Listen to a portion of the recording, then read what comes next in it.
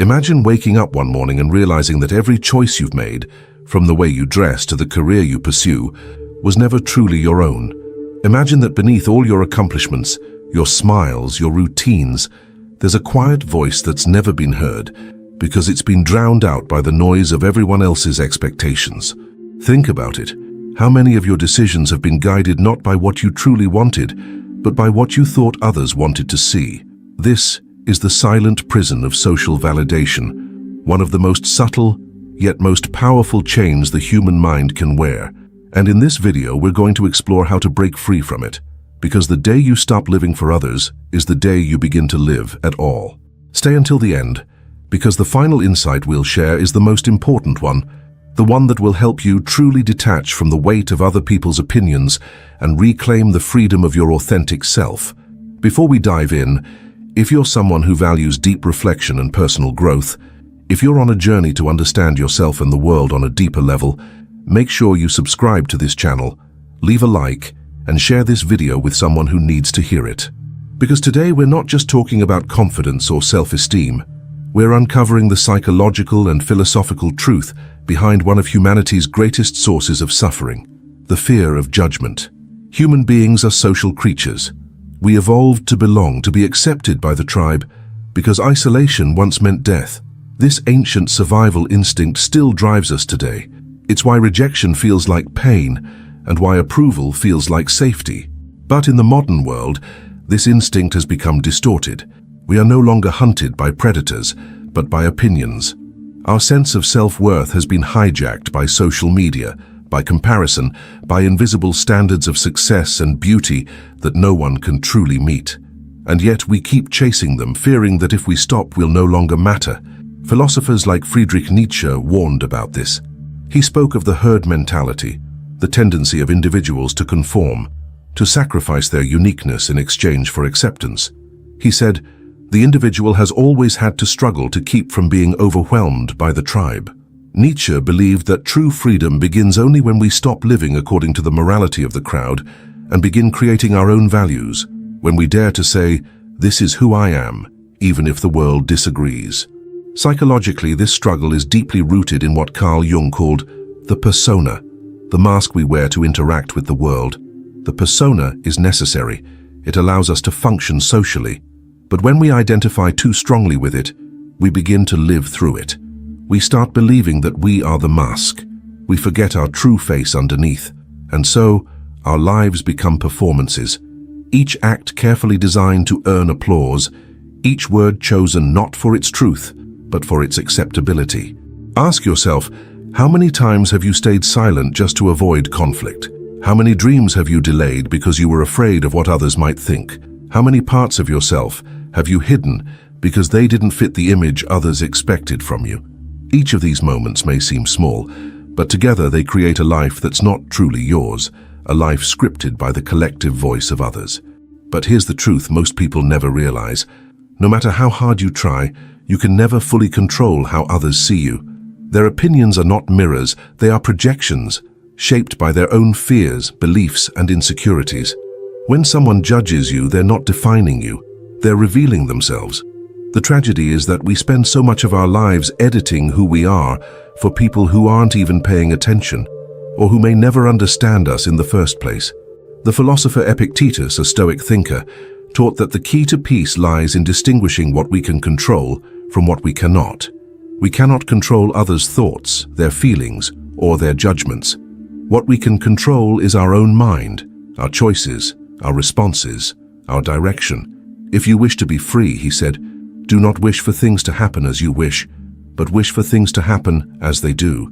To live free of others' opinions is not to become indifferent or arrogant. It's to understand that your worth does not depend on external validation, but on inner integrity. And here's where the transformation begins. When you realize that the fear of judgment is not really fear of others, it's fear of yourself, fear that without their approval, you'll find nothing left inside worth loving. But the truth is, you've always been enough. You just forgot, because you were taught to look outward instead of inward.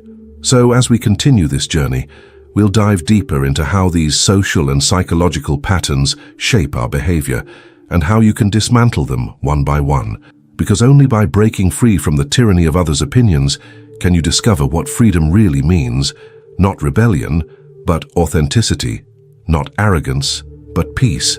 There's something profoundly tragic about how early we learn to betray ourselves. As children, we express ourselves freely. We laugh loudly, cry openly, dream without limits. But somewhere along the way, the world teaches us to shrink. We learn that approval is currency, and that love often feels conditional. Be good, be nice, don't make a scene, fit in. Slowly, our authenticity becomes a negotiation. We start editing ourselves to avoid disapproval, and with every compromise, our true voice fades a little more into silence. Psychologist Abraham Maslow, known for his hierarchy of needs, placed self-actualization, becoming who we truly are, at the very top. Yet he observed that very few people ever reach it. Why? Because the fear of rejection outweighs the desire for authenticity. We become trapped at the lower levels of psychological survival, endlessly seeking safety in the approval of others. Maslow once said, "What is necessary to change a person is to change his awareness of himself." In other words, to reclaim your freedom, you must become aware of how often you abandon yourself in exchange for acceptance. Think about how this plays out in everyday life. How many people stay in jobs they hate, relationships that drain them, or lifestyles that don't align with their values, simply because they fear judgment? We disguise conformity as responsibility, people-pleasing as kindness, and fear as humility. But beneath it all lies the same wound, the belief that who we are is not enough. We wear masks to be loved, not realizing that love given to a mask can never reach the soul underneath. The philosopher Søren Kierkegaard warned of this danger in the 19th century. He said, "The most common form of despair is not being who you are." Kierkegaard understood that the price of living for others is spiritual death, a quiet erosion of meaning that happens when your life becomes a reflection of what others expect, rather than a revelation of who you truly are. And the deeper tragedy is that we begin to lose the ability to tell the difference between the person we are and the role we play. But what if you began to live differently? What if, starting today, you made decisions based not on what will please others, but on what will bring you peace? Imagine how many of your burdens would disappear if you stopped trying to be understood by everyone. You would realize that the people meant for you don't need to be convinced. They simply recognize your truth and are drawn to it. The rest will fall away naturally. To live for yourself is not to become selfish, it's to become self-aware. It means recognizing that you cannot pour from an empty cup. When you constantly shapeshift to meet expectations, you exhaust your emotional energy. You become a ghost in your own story, constantly reacting to others' perceptions rather than acting from your own convictions. True self-respect begins when you stop asking for permission to exist as you are. Psychologist Carl Rogers, one of the founders of humanistic psychology, believed that the path to growth is radical self-acceptance. He wrote, "The curious paradox is that when I accept myself just as I am, then I can change. Real transformation doesn't begin with pretending to be better. It begins with embracing your imperfection with honesty and compassion. Every attempt to win approval through perfectionism or performance only deepens your dependence on external validation. But when you accept your flaws and your truths, you become untouchable, because there's nothing left for others to weaponize against you." Let's reflect on something deeper. Every opinion you fear is just a thought in someone else's mind, fleeting, unstable, and often forgotten within minutes. Yet we treat these thoughts as if they are laws that govern our lives. How many dreams have died because someone said they were unrealistic? How many artists never created, writers never wrote, voices never spoke, all because of imagined critics who, in truth, were too distracted by their own insecurities to ever notice? The freedom you seek begins the moment you stop taking those opinions so seriously. Even science supports this truth. Neuroscientists have shown that the human brain is wired to exaggerate social threats. When we feel judged, the amygdala, the brain's fear center, activates as if we're in physical danger. But the danger isn't real, it's psychological. The body reacts to judgment as if it were an attack, even though the only real battlefield is in the mind. Understanding this mechanism gives you power, because once you see the illusion, you can begin to break it. And here's a powerful shift in perspective. When people judge you, they're not seeing you. They're seeing the parts of themselves they've repressed or denied. What they criticize in you is often what they secretly fear or envy in themselves. This means that their opinion says far more about their state of consciousness than about your worth. When you internalize this truth, something remarkable happens. You stop taking things personally. You begin to live from your center, not from their noise. Think of the great thinkers, artists, and visionaries who changed the world. Socrates, Galileo, Van Gogh, Frida Kahlo.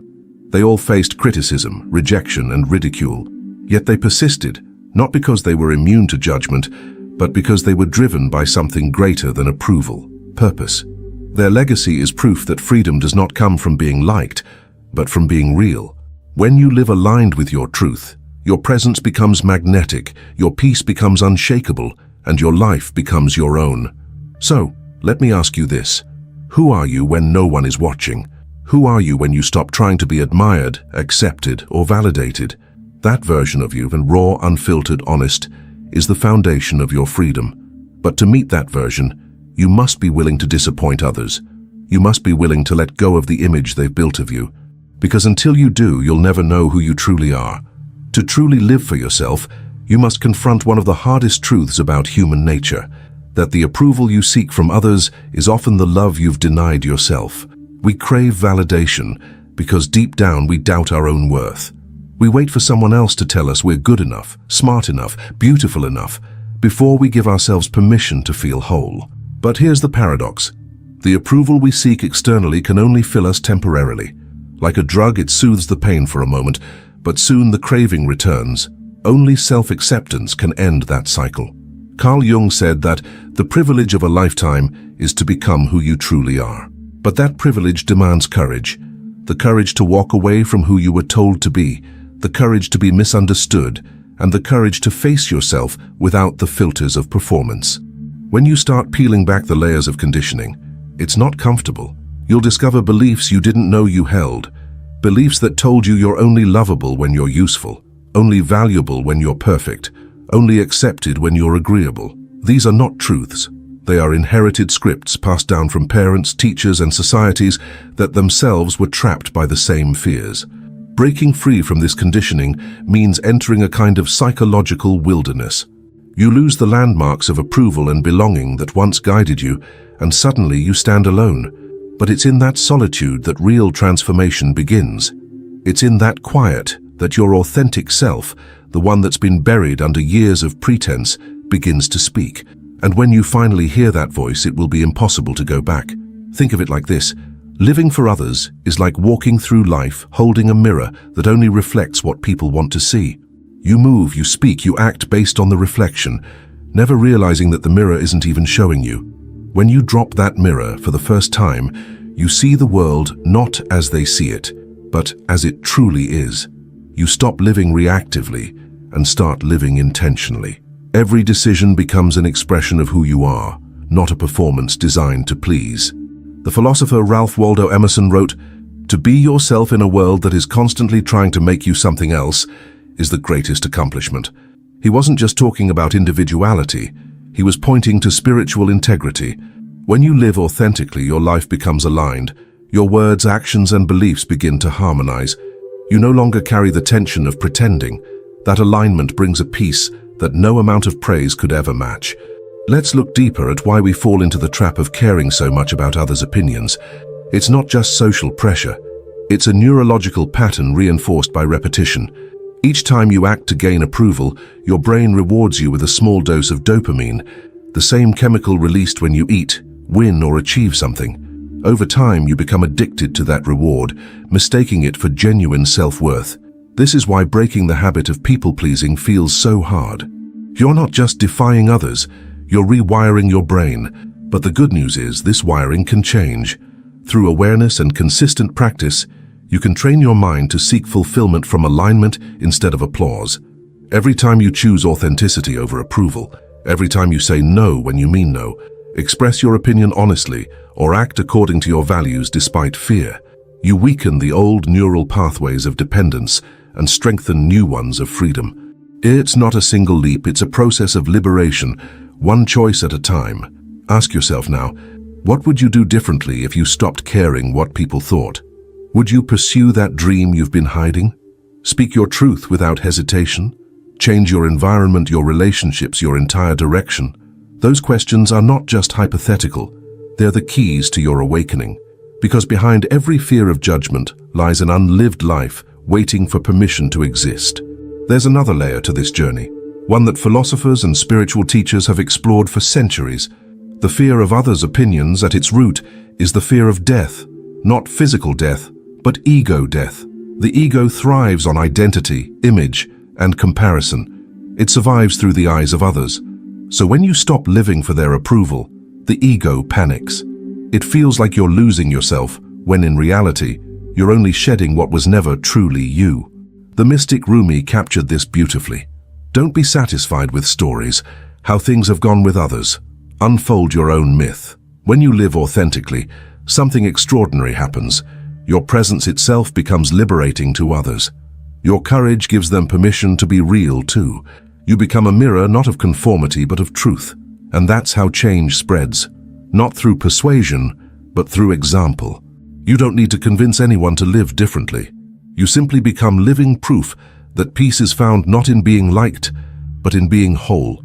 Let's reflect for a moment on the difference between approval and respect. Approval is cheap. It's given easily and taken away just as fast. It depends on trends, moods, and convenience. But respect, true respect, comes from authenticity. People might not always agree with you, but they'll feel your sincerity. And even those who don't like you will secretly admire your courage to stand firm in your truth. That's the kind of impact that lasts long after popularity fades. You must understand, the opinions of others are just passing weather. They shift with time, mood, and circumstance. You cannot build your house on that storm. Build it on the solid ground of your values, your truth, your vision. The moment you do, the noise around you begins to lose its power. You stop chasing acceptance and start radiating presence. And from that state, your actions become clear, your relationships become real, and your peace becomes unshakable. So, if you remember nothing else from this part, remember this. Freedom is not found in being liked by everyone. It's found in being at peace with yourself when no one understands you. That's where strength is born. That's where life begins. The moment you stop living for others is not the end of something. It's the beginning of everything. It's the rebirth of the self. And this rebirth doesn't come with noise or fireworks. It comes in silence. It's the quiet recognition that you no longer need to perform, explain, or prove your worth. You simply are, and that is enough. This realization may come gradually. At first, it feels uncomfortable, even lonely. You'll notice that some people will drift away when you start living more authentically. They were attached not to you, but to the version of you that served their expectations. Let them go. What remains, after the dust settles, are the connections built on truth. They might be fewer, but they will be real, and in that authenticity lies profound peace. The Stoic philosopher Marcus Aurelius wrote, "It never ceases to amaze me. We all love ourselves more than other people, but care more about their opinion than our own." That line captures the human paradox perfectly. We spend our lives seeking external approval, while neglecting the one approval that truly matters, our own. When you finally reverse that pattern, you begin to live in alignment with your nature. You no longer chase validation. You embody self-respect. So how do you get there? How do you stop being a prisoner to other people's opinions and truly live for yourself? It begins with awareness. Every time you feel the sting of judgment or the urge to impress, pause. Ask yourself, am I doing this because it's true to me, or because I want to be seen in a certain way? That single moment of honesty disrupts years of conditioning. It reminds you that your choices belong to you. Next, embrace solitude, not as isolation, but as self-connection. When you spend time alone without distractions, you begin to hear your authentic voice again. It's subtle at first, a whisper beneath the noise of social comparison, but it's always been there, waiting for you to listen. Meditation, journaling, long walks, or simply being in silence can help you reconnect with that voice. Because when you know yourself deeply, the opinions of others lose their power. They become just background noise. Then, practice radical honesty. Speak your truth with kindness but without apology. The more you do it, the stronger your inner voice becomes. Every time you honor your truth, your self-trust grows. And when you trust yourself, the external world no longer dictates your worth. Remember, confidence is not loudness. It's alignment between who you are and how you act. There will be resistance. The world often misunderstands authenticity because it threatens the comfort of conformity. But the greatest mistake you could ever make is betraying yourself to please people who don't even know who they are. True freedom demands that you accept the risk of being misunderstood, because only those who dare to stand apart ever discover what it means to truly belong. As you walk this path, you'll begin to notice something extraordinary. Life becomes lighter. You stop comparing. You stop defending yourself. You start existing in the present, grounded and unshaken. You find yourself saying no when you mean no, and yes only when your soul aligns. That's not arrogance, that's integrity. You realize that authenticity is not about rebelling against the world, but returning to your essence, the unconditioned self beneath all expectations. And here lies the final, most powerful revelation, the one promised from the beginning. The opinions of others have no real power over you, except the power you grant them. They are thoughts, fleeting, intangible, impermanent. But your life, your truth, your purpose, these are real. Every time you act according to your inner truth, you reclaim that power. You become the author of your story instead of a character written by the crowd. Think of your life as a flame. When you live for others, that flame flickers, vulnerable to every breeze of opinion. But when you live for yourself, the flame steadies. It may burn quietly, but it burns true. No wind can extinguish it because its source is within. Remember what the great existentialist Jean-Paul Sartre said, "Freedom is what you do with what's been done to you. You can't control what others think, say, or expect, but you can choose how you respond. You can choose to live guided by purpose, not perception. So from this day forward, make a quiet vow to yourself, to honor your truth above all noise, to live by your inner compass, not the map drawn by others, to measure success not by applause but by peace, because the most beautiful thing you can ever become is yourself, unfiltered, unafraid, and free." And if this message resonated with you, take a moment to breathe deeply, to feel the power of your own presence. You don't need anyone's permission to exist as you are. You never did.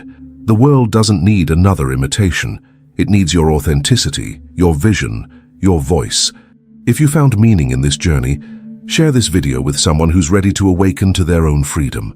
Subscribe, leave your reflections in the comments, and join us as we continue exploring the path of self-knowledge, growth, and inner liberation.